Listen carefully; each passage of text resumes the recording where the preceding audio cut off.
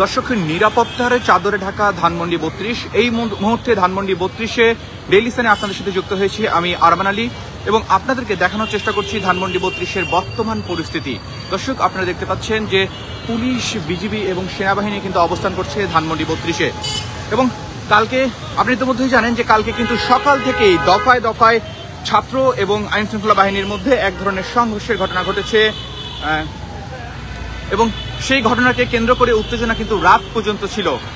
আপনাদেরকে কালকে আমরা ডেইলি সানের মাধ্যমে দেখানোর চেষ্টা করেছি এবং আজকে আমরা ধানমন্ডি 32-এর সামনে এসেছি আপনাদেরকে দেখানোর জন্য ধানমন্ডি 32-এর বর্তমান চিত্র। দর্শক, আপনাদেরকে জানিয়ে রাখতে চাই, কালকে কিন্তু শেখ হাসিনার রায় ঘোষণা হয়েছে এবং এই রায় ঘোষণাকে কেন্দ্র করে ছাত্ররা কিন্তু উল্লাস করতে এসেছিল ধানমন্ডি 32-এ এবং সেই উল্লাসের মধ্যে আইন শৃঙ্খলা বাহিনী কিন্তু তাদের ছত্রভঙ্গ করার চেষ্টা করে এবং তখন কিন্তু পাল্টা তারা পাথর নিক্ষেপ করে এবং আইন শৃঙ্খলা বাহিনীও কিন্তু সাউন্ড গ্রেনেড নিক্ষেপ করে এবং এক পর্যায়ে কিন্তু উত্তেজনা চরমে যায়। এবং আজকে যেন এ ধরনের কোনো বিশৃঙ্খলার সৃষ্টি না হয় এজন্য সকাল থেকেই কিন্তু আইন শৃঙ্খলা বাহিনী কড়া অবস্থানে রয়েছে। দর্শক, আপনারা দেখতে পাচ্ছেন ধানমন্ডি 32 থেকে আপনাদেরকে ডেইলি সানের মাধ্যমে সরাসরি দেখানোর চেষ্টা করছি। দর্শক, আপনাদেরকে যদি দেখাই, আপনারা দেখতে পাচ্ছেন যে ভিতরেও কিন্তু আমরা বেশ কয়েকটি গাড়ি দেখতে পাচ্ছি সারিবদ্ধভাবে দাঁড়িয়ে আছে। পুলিশ, সেনাবাহিনী, বিজিবি কিন্তু একেবারে কড়া অবস্থানে রয়েছে এবং কালকেও কিন্তু আমরা 4 বাহিনীকে দেখেছি, র্যাব, বিজিবি, পুলিশ, সেনাবাহিনী কালকে কিন্তু শক্ত অবস্থানে ছিল। এবং দর্শক, যদিও আজকে কিন্তু আমরা ছাত্রদেরকে কিন্তু তেমনভাবে ছাত্রদের উপস্থিতি আমরা দেখতে পাচ্ছি না।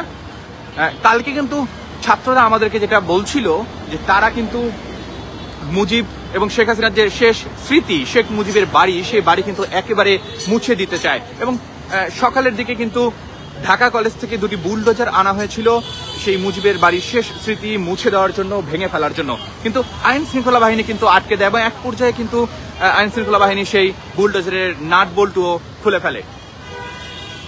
আইন শৃঙ্খলা বাহিনীর বাধার মুখে যেহেতু আইন শৃঙ্খলা বাহিনী ব্যারিকেড দিয়ে দিয়েছিল, এই জন্য কিন্তু শেখ মুজিবের বাড়ি কিন্তু ভাঙার কার্যক্রম চালাতে পারেনি ছাত্ররা।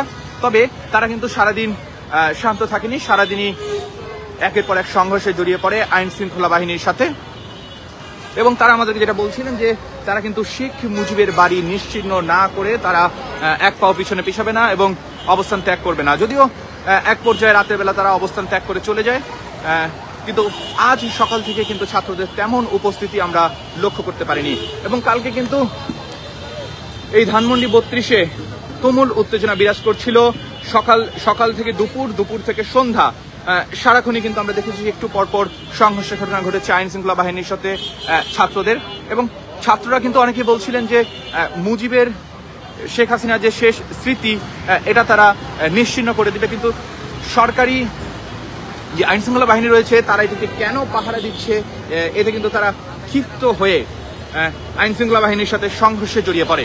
এবং আপনারা দেখতে পাচ্ছেন আজকের ধানমন্ডি 32-এর বর্তমান অবস্থা কিন্তু আপনাদেরকে সরাসরি দেখানোর চেষ্টা করছি ডেইলি সানের মাধ্যমে। আপনারা দেখছেন সারিবদ্ধভাবে কিন্তু পুলিশ, বিজিবি এবং ভিতরে কিন্তু সেনাবাহিনীও রয়েছে, দাঁড়িয়ে আছে এবং ভিতরে কাউকে যেতে দেওয়া হচ্ছে না, এমনকি মিডিয়া কর্মী, সাংবাদিকদেরকেও কিন্তু ভিতরে প্রবেশ করতে দেওয়া হচ্ছে না, এখানে ব্যারিকেড দিয়ে দেওয়া হয়েছে আপনারা দেখতে পাচ্ছেন।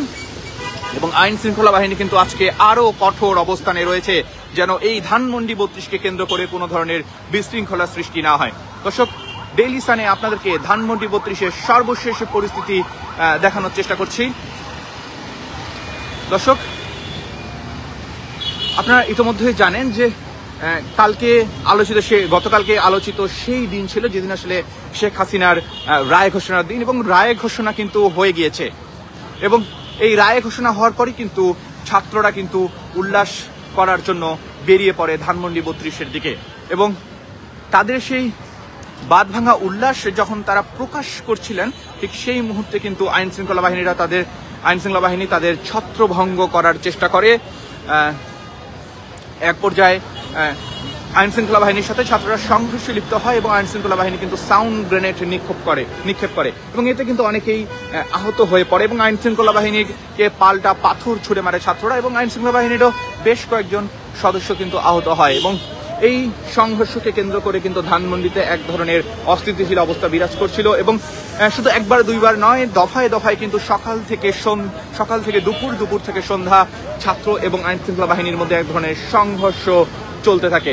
এবং কালকে সারাদিনই কিন্তু আপনাদেরকে ডেইলি সানের মাধ্যমে আমরা ধানমন্ডি 32-এর পরিস্থিতি দেখানোর চেষ্টা করেছি এবং আজকেও আমরা ধানমন্ডি 32-এ এসেছি আপনাদেরকে ধানমন্ডি 32-এর বর্তমান পরিস্থিতি দেখানোর জন্য। দর্শক, ধানমন্ডি 32 থেকে বর্তমান পরিস্থিতি আপনাদেরকে ডেইলি সানের মাধ্যমে দেখাচ্ছিলাম আমি আরমান আলী, এবং আপনারা দেখতে পাচ্ছেন যে ধানমন্ডি 32-এর অবস্থা কিন্তু থমথমে অবস্থা আমরা দেখতে পাচ্ছি, থমথমে এক ধরনের পরিস্থিতি, সকলে নীরব। যদিও কালকে এখানে আমরা বেশ কয়েকবার সংঘর্ষ দেখেছি, আপনাদেরকে দেখানোর চেষ্টা করেছি, কিন্তু আজ কিন্তু একটু থমথমে পরিস্থিতি। এখনো আমরা ছাত্রদেরকে তেমন ভাবে এই জায়গায় দেখতে পাইনি।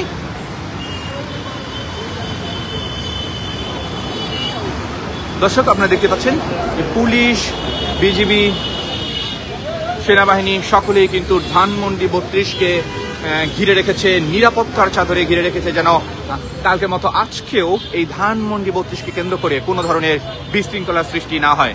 দর্শক, ধানমন্ডি 32 থেকে ডেইলি সানে সরাসরি আপনাদেরকে সর্বশেষ পরিস্থিতি দেখানোর চেষ্টা করছিলাম।